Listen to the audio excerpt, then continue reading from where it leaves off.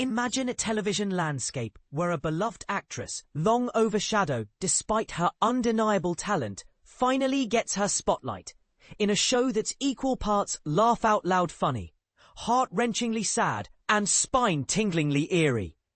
That's the hook of Pluribus, Vince Gilligan's elusive Apple TV Plus gem, starring the brilliant Rhea Seehorn. But here's where it gets controversial. Is this secretive sci-fi romp a groundbreaking triumph, or just another predictable outing from a creator who knows how to build suspense? Stick around as we unpack why this might just be the sleeper hit that redefines Gilligan's genius, and why you might end up debating its merits long after the credits roll. For years, TV critics have been on a wild ride, with annual columns chronicling the Emmy snubs of Rhea Seehorn, the standout star of Better Call Saul. It started in June, with pieces like Emmy voters, "Don't be foolish, Rhea Seehorn deserves your attention." Then July brought Emmy voters, "You blew it by overlooking Rhea Seehorn." As the AMC series wrapped up, it turned into, "Wow, Emmy voters finally nominated Rhea Seehorn, about time." And ultimately, "Seriously, Emmy voters, why no trophy for Better Call Saul?" It felt like an endless thrill ride. Of course, the one person who never needed these reminders was Vince Gilligan himself, the co-creator of Better Call Saul, who intimately experienced the sharp wit, romantic depth, and tortured brilliance that Seehorn and her character Kim Wexler brought to the Breaking Bad universe. The bottom line, a compelling and often uproariously funny showcase for a star.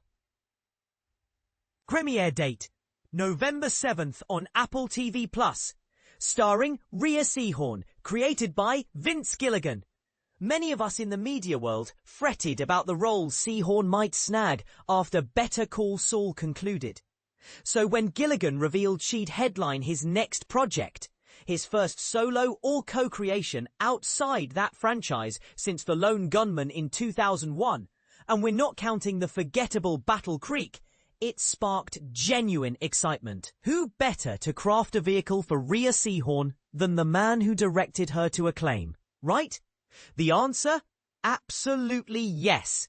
Pluribus, dropping its 9-episode inaugural season with a second already greenlit on Friday via Apple TV Plus, is unequivocally a Rhea Seehorn showcase.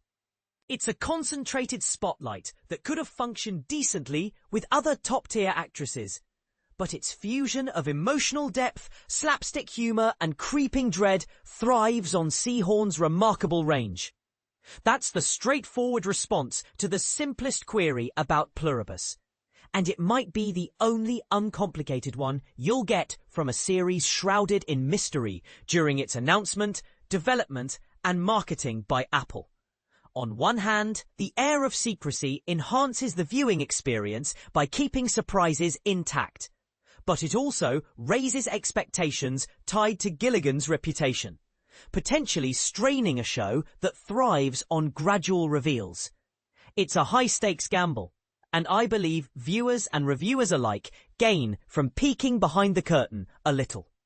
If you're determined to enter blind, knowing only the basics, then pause here. Pluribus is exceptionally witty, mildly disturbing, and delightfully eccentric, building momentum over the 7 episodes provided to critics. Anticipate a new wave of articles next year like Emmy voters, "You'd regret ignoring Pluribus star Rhea Seehorn." Spoilers avoided. I assure you, the remainder of this review dives deeper, though I'll minimize plot revelations, particularly anything beyond the Gilligan-penned and directed premiere episode. Still, inquisitive minds might have burning questions. So, what's the overarching premise of Pluribus? Seehorn embodies Carol Sturka, an author famous for a best-selling series of books shelved under speculative historical romance. Think tales blending time-traveling adventures with steamy relationships, reminiscent of Diana Gabaldon's Outlander series, where history meets fantasy and passion. At the start, Carol wraps up a promotional tour for her newest release with Helen, played by Miriam Shaw, her agent and romantic partner, by her side. Carol's fed up with crafting speculative historical romances, fielding silly queries from obsessed readers, concealing her relationship with Helen, and even needing to pass a breathalyzer to drive. She's simply exhausted, dreaming of penning a serious literary work. Though her publisher dreads her straying from the lucrative Waikaro series. Actually, the series doesn't kick off there. It opens with a ticking countdown and scientists at a remote outpost intercepting a signal from the cosmos. This message includes directives prompting further scientific inquiry, culminating as the clock hits 0, precisely when Carol and Helen arrive home in Albuquerque. Swiftly, Carol notices Albuquerque's residents acting oddly. In fact, the global populace has transformed. Carol might be among the rare unchanged souls, which is bitterly ironic given her pre-event discomfort with her own self-identity. Is that really all you're sharing? I'm keeping things vague intentionally, mirroring the show's deliberate pacing. Some audiences may grow impatient with how slowly details unfold in Pluribus. Yet others will appreciate that the narrative follows Carol's viewpoint, revealing information as she becomes intrigued and evolves. Her initial reluctance to probe the mysteries that viewers crave is both exasperating and purposeful. It's central to her transformative arc. What about the title's significance? I'm not your Latin tutor here. Thematically, what broad ideas does Pluribus explore? At its core, it's a meditation on the internet and artificial intelligence. Those tools promising connection and community, while ultimately fostering greater isolation and disconnection. In our modern era, algorithms, virtual helpers, and pervasive monitoring can trick us into feeling truly seen, when in reality, we're just being observed and data mined. Or at least, that's the vibe. The themes resist simplistic interpretations, sparking engaging debates. What other shows might Pluribus evoke? It echoes elements of the three-body problem on Netflix. Absolutely, especially in the end credits, which reunite a stellar team. Scribes Gordon Smith and Alison Tatlock, along with key crew like cinematographer Marshall Adams, production designer Denise Bizzini, editor Skip MacDonald, composer Dave Porter, costume designer Jennifer L. Bryan, and music supervisor Thomas Golubik. Initially, broader parallels might seem elusive, but as Carol seeks solutions to humanity's plight, it morphs into a detailed process. Drama. Think cheeky montages of intricate schemes.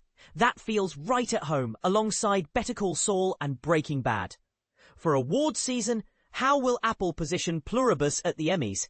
Episodes clock in at 40 to 60 minutes, so expect a drama submission. It packs serious stakes, though global events aren't all doom and gloom. Many seem content. There's horror and sci-fi undertones.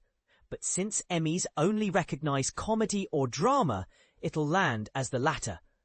Yet it plays best as a comedy, where darkly nightmarish events unfold or are hinted at with startling frequency. Much of Pluribus' quirky tone, which I adored, stems from Gilligan's kelming of the initial episodes. Few TV directors maximise every frame like him, rewarding rewatches. That's evident in the pilot.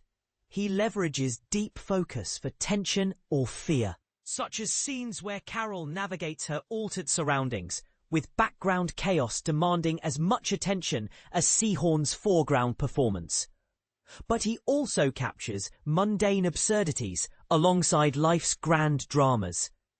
Pluribus and The Lowdown rank among fall's funniest offerings, though both will likely be categorized as dramas by awards bodies. As the series unfolds, extended sequences draw comparisons to Jacques Tati's style, with witty social commentary woven into fleeting visual jokes and intricate setups. Pluribus delivers both in spades. Seehorn channels Buster Keaton more than Monsieur Hulot, using pursed lips and a set chin to project stern resolve and irritability. Carol's hesitation to question the chaos mirrors potential viewer frustration. But Seehorn transforms her into a relatable end-of-day surrogate. ready with exasperation, disbelief, and plenty of expletives. When Seehorn softens and opens up, dropping the gruff exterior, she's the ideal lead for a solo act, exploding with raw energy one instant, radiating warmth the next, often conveying full arcs, sans words. If you've ever puzzled over the Rhea Seehorn fan club among critics, binge the first half of episode 7. Is the entire show centered solely on Rhea Seehorn? Mostly, yes, though delving deeper risks spoiling.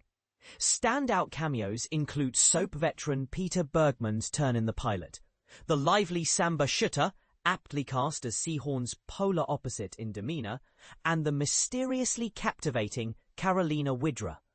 Primarily, it's Seehorn, Gilligan, Albuquerque, a plot that piqued my interest despite familiar tropes, and a challenging tone that resonated perfectly with me. I'll need the final 2 episodes to confirm if Pluribus claims a spot among the year's top series, but the promise is undeniable. And this is the part most people miss. In an era where TV often prioritizes spectacle over subtlety, Pluribus dares to question our reliance on tech for connection. But here's where it gets controversial. Does Gilligan's evasive style elevate the show or alienate viewers craving clarity? Some might argue it's a brilliant subversion of expectations, while others see it as frustratingly opaque. What do you think? Is secrecy in storytelling a strength or a flaw? Does Pluribus deserve Emmy love for Seehorn, or is it unfairly pigeonholed? Share your takes in the comments. Do you agree that Gilligan's reunion with his team makes this a must-watch? Or is the genre mashup just too experimental? Let's debate.